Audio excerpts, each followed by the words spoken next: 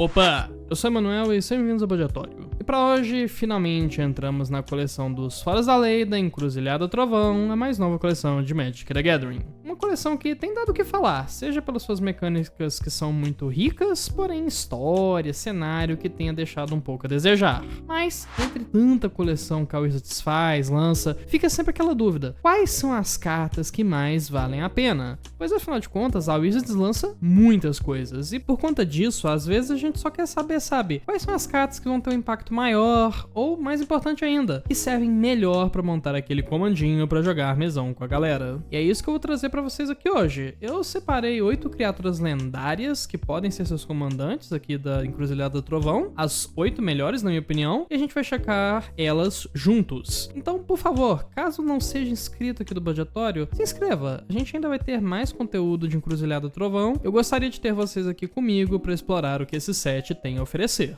E sem mais delongas, vamos para as melhores lendas da coleção, que não estão assim muito em ordem nenhuma. É um negócio que foi mais ou menos assim no hype, no feeling da hora. O Gitrog, Montaria Voraz. Uma criatura lendária, horror, sapo, montaria 6/5 por 5 manas, que tem atropelar, ímpeto, e também, toda vez que Gitrog, montaria voraz, causar dano de combate a um jogador, você pode sacrificar uma criatura que o selou neste turno. Se você fizer isso, compre X cards e em seguida coloque até X cards de terreno da sua mão no campo de batalha virados, onde X é o poder da criatura que foi sacrificada. E o Gitrog também possui a habilidade de selar 1, que é tipo a habilidade de tripular, só que para criaturas em vez de veículos. Você também só pode ativar em velocidade de feitiço. Eu não escondo, assim, de vocês que eu gosto de começar, às vezes, essas listas com a minha lenda favorita, e o Gitrog definitivamente é a que me pegou mais desse set aqui. E só pra saber aonde que eu quero chegar com essa carta, a gente tem que voltar um pouquinho, pois há alguns anos saiu a carta da Ziatora, bem lá quando o Budgetório começou em Nova Capena, e eu sempre tive vontade de montar um deck dela, mas eu nunca terminei fazendo isso. E o motivo disso ter acontecido é que, por mais que a Ziatora crie tesouro e dê dano, que é, né, sempre bacana, ela tem um balanço meio esquisito, sabe? Porque você quer fazer bicho grande na mesa e você quer colocar ela, mas aí você tem que fazer um early game ali diferenciado pra isso dar certo. Aí você não sabe se é rampa, se faz reanimação, esse tipo de coisa. O Gitrog, por outro lado, assim, é diferente da Ziatora, pois ele não é capaz de produzir aqueles mesmos efeitos apavorantes, como sacrificar um Golias do Orsovila e causar 30 de dano. Porém, eu argumentaria que o sapão aqui traz algo para jogo que é igualmente forte, pois comprar cards e acelerar terrenos é sempre impactante. Diabos, muita gente reclama de Simic justamente porque é o que a cor faz de melhor. E aqui a gente pode botar algo grande na mesa, sacrificá-lo e já ter os recursos, sabe, para turno que vem fazer a mesma coisa, talvez com uma intensidade maior ainda. Dito isso, como que eu montaria essa lista aqui, né? Eu fiquei pensando bastante a respeito. Eu faria um deck cheio de criaturas que trituram, né? Vários bichinhos que entram tombando o topo do seu deck pro cemitério, pois essas criaturas já servem para selar o Gitrog no início do jogo, quando ele entra. Então a gente já encaixa, sabe, um early game bem ali, combadinho, e aí você vai comprando carta, descartando, enchendo o cemitério, triturando, e aí quando você vai ver, você reanima uma bomba e faz a festa. Principalmente se tiver, sabe, bombas que melhoram o Gitrog, como um Zopandrel que dobra o tamanho do sapão. Geralf, o Escultor de Carne. Criatura lendária, humano bruxo, 2/3 por 3 manas, que diz que toda vez que você conjurar uma mágica durante o seu turno que não seja a primeira mágica daquele turno, você cria uma ficha de zumbi ladino 2/2, azul e preta. E toda vez que um zumbi entra no campo de batalha sob seu controle, você coloca um marcador +1/+1 nele para cada outro zumbi que entrou no campo de batalha sobre o seu controle neste turno. Esse aqui é uma escolha interessante pra mim, pois eu gosto muito de Spellslinger, que é o que eu montaria com ele, e os padrões de jogo que esse arquétipo traz pra mesa. E assim como cards tipo Sai, Topterista Mestre ou Taurand, Invocador Celeste, o Geralf faz fichas quando a gente conjura mágicas. Porém, ele difere no fato de que ele cresce as fichas. E eu acho isso não somente muito válido, como bem bom também. E não me entenda mal, é fantástico que as fichas dos outros dois comandantes que eu mencionei, que são o Sai e o Taurant, serem invasivas. Mas evasão no azul não é a coisa mais difícil de se conseguir. Porém, poder aumentar ataque, isso sim assim é foda de aturar. Eu lembro de usar, sabe, desvio de gravidade pra crescer as minhas fichas, e aí quando essa carta sai de jogo eu meio que perco o que eu havia conseguido. E aqui a gente tem zumbis que crescem permanentemente, você pode usar cartas azuis, né, pra dar voar pra ela, tem aquela lá que dá voar pra ficha de zumbi, ou até mesmo levitação, pra facilitar com que as suas criaturas conectem dano. E o resto é só a parte fácil, na real, que é a parte de ficar gerando valor insano com instantâneo e com feitiço. Giza, Criadora Infernal. Criatura lendária, humano bruxo, 4/4 por 5 manas, que possui salvaguarda 2 e também pagar 2 pontos de vida. E ela diz que esqueletos zumbis que você controla recebem +1/+1 e tem ameaçar. E também, toda vez que você cometer um crime, crie 2 fichas de criatura zumbi ladino, azuis e pretas, 2/2, viradas. Essa habilidade só é ativada uma vez a cada turno. E ao falar do primeiro gêmeo Sessani, eu acho que não tem nada mais justo da gente seguir com a segunda gêmea, que é muito mais forte do que o Geralf. A Giza faz algo que eu não vejo desde a primeira Garota Massacre, na verdade. Aquela lá de Guerra da Centelha, que é ofertar a construção de um deck monoblack que é control e muito forte. E claro, né, não tô querendo ignorar exatamente que saiu uma segunda Garota Massacre, que também lá control, né, controla um pouquinho, mas não é a mesma coisa, sabe? Aqui a gente tem uma comandante que não entra imediatamente, o que por si só aumenta a procura por estratégias mais lentas com ela, e que quando finalmente entra em jogo, te beneficia por remover permanentes inimigas a rodo, com a possibilidade de ter alguns combinhos também. Qualquer coisa que lupe criaturas morrendo e voltando, como o esqueleto remontado, e que já encaixa um artista de sangue, por exemplo, que vai cometer crimes de novo, dando alvo nos oponentes, tem potencial de gerar até mesmo 8 fichas de zumbi 3/3 com ameaçar por rodada na mesa. É só você, né, mata a criatura, tira um de vida no turno de um oponente, passa, faz no outro, passa. A gente tem que trabalhar um pouquinho em torno dessa restrição da Giza aqui. Mas de qualquer forma, gente, comandante fantástica, não tem nem o que dizer. Erta Joe, Mentora da Fronteira. Uma criatura lendária, Cor Conselheiro 2/4 por 4 manas, que possui as seguintes habilidades. Quando Erta Joe, Mentora da Fronteira, entra no campo de batalha, você cria uma ficha de criatura mercenária 1/1 vermelha com Vire, a criatura alvo que você controla recebe +1/+0 até o final do turno. Ative somente como feitiço. E ela também diz que, toda vez que você ativar uma habilidade que tenha como alvo uma criatura ou um jogador, você copia essa habilidade, e você pode escolher novos alvos para a cópia. Sempre que é possível, eu gosto de botar uma lenda em comum nesses vídeos, e o motivo para isso, é claro, é trazer algumas opções mais acessíveis, em vez de focar só nas míticas e raras boladonas que podem custar um caminhão de dinheiro. Inclusive, né, fica a dica, esse vídeo tem até mais do que eu gostaria. Por algum motivo, Encruzilhada Trovão botou todo o poder nas míticas e nas raras e sobrou poucas coisas para as incomuns, como a Erta Joe. Por sorte, ela não tá aqui só por ser um incomum, mas sim porque ela é bem interessante também. Pois, por exemplo, quando a gente olha para as cartas que tem a habilidade ativada que o comandante Agrus Kos Eternal Soldier usa,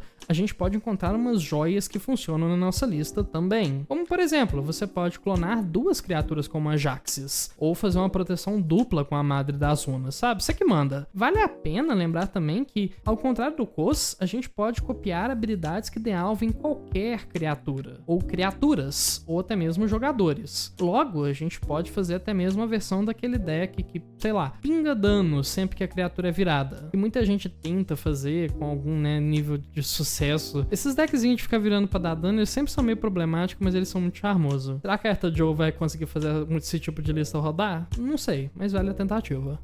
Obeca, Partidora de Segundos. Uma criatura lendária, ogro feiticeiro por 4 manas, que tem ameaçar e também, toda vez que Obeca, partidora de segundos, causar dano de combate a um jogador, você recebe aquela quantidade adicional de etapas de manutenção após esta fase. E eu acho que essa aqui é a comandante mais simples de se entender dessa lista e provavelmente a que tem mais potencial a ser quebrada. E assim, se alguém olhou pra essa carta e não pensou em como quebrar ela, eu acho que você já tá analisando ela errada pra início de conversa. Pois, ao meu ver, existem sim comandantes que são feitos para explorar novas ideias, ou até mesmo para requentar ideias antigas, e existem comandantes que já nasceram com caixas de texto que fazem jogadores pensarem coisas do tipo, né, se eu usar essa cartinha aqui, com essa outra, eu consigo, sabe, pisar em cima de todo mundo que tá jogando contra mim. Começar suave com a Beca, usando cards tipo aqueles equipamentos que botam marcadores na criatura equipada no início da sua manutenção, tipo Anel de Evos Isle. Esses são uma boa pedida, porém a gente pode fazer melhor. A gente pode subir, por exemplo, para cards que causam dano na manutenção, ou que fazem oponentes descartarem na manutenção, ou compra. E por fim, dá sim para chegar em coisas como combos, tipo produção mecanizada, que vai criar fichas que são cópias do artefato que tá encantado e eventualmente você pode ganhar o jogo. E eu vou admitir, a Albec é muito legal, muito interessante, mas ela não é exatamente o meu tipo de comandante, pois eu prefiro ficar, sabe, abaixo da poeira, abaixo do radar, pelo menos até turno 4, turno 5, começa rampando, compra um pouquinho, faz um bichinho pra ter bloco, e aí quando o jogo começa a engrenar, eu caio em cima dos oponentes. A Albec é aquele tipo de comandante que pré-jogo ela já meio que atrai o ódio dos oponentes, pois eles pensam, eu não posso deixar isso aí em paz não, porque vai que ele me comba. Porém, de verdade mesmo, eu já usei comandantes que são preocupantes, e se você estiver preparado pra lidar com seus oponentes e com o hate que essas cartas tomam, aí esse tipo de deck fica fenomenal, e eu não duvido que a Albeca vai ser assim também. Jirech, Espelho das Terras Selvagens. Uma criatura lendária humano Xamã 3/3/3 manas que possuem ímpeto e mais a seguinte habilidade que diz que as criaturas que você controla que não sejam fichas têm vire, cria uma ficha que seja uma cópia de uma ficha alvo que você controla que entrou no campo de batalha neste turno. E eu trouxe o Jirech aqui por um motivo em específico. Há bastante tempo que eu não vejo um comandante que seja tão efetivo em apelar para dois demográficos bem diferentes. Nesse caso, a galera que gosta de combo e a galera que gosta de deck de ficha. E o nosso amigo Xamã Naya, apesar de não ter de fato uma habilidade popular, que é o que a galera gosta em deck de ficha, acaba fazendo meio com uma habilidade melhor ainda caso você tenha criaturas que entraram agora, entrando como uma luva em decks do Jirech antigo, sim, mas também em decks que vão ficar criando fichas roubadas todo turno. Por exemplo, você tem um elmo multiplicador, duplica isso. Tem algo criando, sei lá, anjo todo turno, duplica de novo. E apesar dessa carta aqui não ser exponencial, pois a habilidade dela só vai ser dada para criaturas não ficha, evitando que você combe, a gente ainda pode muito bem passar a criar 3 ou 4 fichas a mais por turno de alguma coisa roubada, em vez de criar apenas uma ficha. Porém, tudo que eu disse até agora foi para decks de Jirech que vão fazer ficha grandona e virar vários bichos e fazer várias fichas. A gente vai dar um 180 aqui e olhar para o outro demográfico que eu tinha falado, pois o Jirech é bem bom para combo também. Se você tem o Jirech, aquela mocinha que comba com o Kiki-Jiki que tá aí na tela, e uma cintilação de calor, por exemplo, ou qualquer coisa que cria uma ficha dela, você pode fazer coisas como cloná-la, criando a tal da ficha, a ficha vai desvirar o Jirech, e você vira o Jirech, cria uma cópia da ficha, reiniciando todo o processo. Ah, mas por que eu ia querer usar o Jirech pro meu deck de combo e não o Kiki-Jiki diretamente? É uma dúvida válida, tem alguns motivos. Primeiro que o Jirech em si custa menos mana que o Kiki-Jiki. Você pode fazer, por exemplo, o Jirech na 3, aí já começa a fazer o combo na 4, dá pra cadenciar melhor. Mas em segundo lugar, eu também vejo muito bem, com muito bons olhos, o acesso à cor verde e ao branco que o Jirech traz, pois isso vai trazer tutores para nós, principalmente tutores de criaturas, o que é ótimo, pois a gente está fazendo um combo de criaturas, e também acesso a elementos de destaques, onde você vai manter seus inimigos implorando por misericórdia, enquanto você tá bem de boa tentando conseguir finalizar o jogo de maneira eficiente. Tá aí o Akin, tiro perfeito. Uma criatura lendária humano mercenário 2/3 por 2 manas, que possui as seguintes habilidades que dizem que toda vez que uma fonte que você controla causar dano não de combate a uma criatura igual ao valor da resistência daquela criatura, você compra um card. Ela também possui uma habilidade que permite você pagar X, virar ela, para fazer o seguinte: se uma fonte que você controla causaria dano não de combate a uma permanente ou a um jogador este turno, ela causa esse dano mais X em vez disso. Essa aqui é uma cartinha que também é relativamente simples de falar a respeito, e volta naquilo que eu tinha falado para outra lendária Boros. Jogadores de Magic casual têm tentado há muito tempo fazer decks de dano não de combate com níveis variados de sucesso. Torbran é um exemplo que eu sei que o povo gosta muito de usar, mas ele é mono-red, e voltando pro Boros a gente tem, por exemplo, a dupla de Minotauros de Dominária. Porém, sabe, sempre que eu olho pra esses decks eu acho que falta aquele temperinho, sabe, o cheirinho, que é a compra de cards. E aqui você pode snipar criaturas inimigas e encher a sua mão, ou até mesmo usar efeitos como Mana Barbs para causar quantidades absurdas de dano. Pois se você pagou 4 na Mana Barbs, você vai conseguir pagar 4 na habilidade da sua comandante, e aí cada terreno que seu oponente vira para gerar mana causa 5 pontos de dano durante aquele turno. Isso é apenas um exemplo, gente. Tem muito mais coisa dentre as outras loucuras que essa comandante faz. Ela é meio combada, mas pode sair um deck bem sacana daqui. Vraska Silenciadora.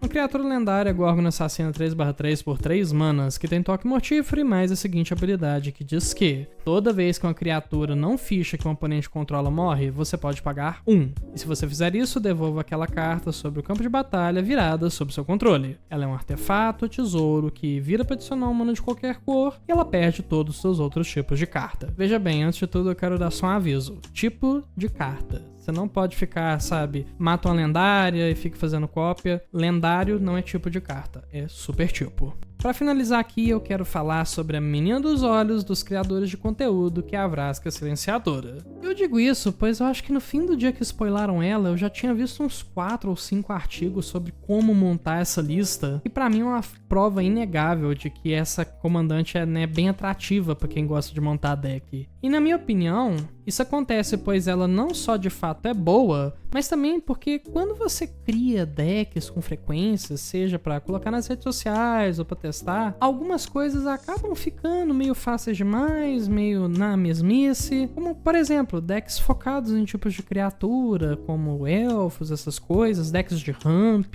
aristocratas, etc. E aí você quer montar uma coisa mais diferente, que eu acho que é o que a Vraska oferece. E veja bem, eu não tô nem falando que Golgari sacrifício ou Golgari matar criaturas é uma estratégia muito diferente ou muito nova. Definitivamente o Golgari mexe com sacrifício há muito tempo, mas a gente tem uma nova proposta aqui. Uma que não envolve, por exemplo, fazer coisas com a Shelob, que é aquela aranha gorda que tem que causar dano, mas sim utilizar várias cartinhas que não costumam ver jogo, como por exemplo aqueles éditos, saqueador saco de carne, cartinhas onde você vai pagar 2 ou 3 manas para fazer cada jogador sacrificar uma criatura, e você já paga mais 3 mana para gerar 3 fichas de tesouro especiais. E por aí vai indo. Inclusive, se pensar direitinho, pode sair um deck de artefatos daqui, ou de fichas de artefato. O design da Vraska, ele é bem aberto. E bom, por hoje é isso. Dúvidas, sugestões de vídeo ou qualquer outra coisa, deixe um comentário abaixo. Eventualmente eu leio tudo e respondo caso seja necessário. Obrigado pela sua atenção, até lá eu sou o Emanuel, e esse é o Badiatório. Até mais!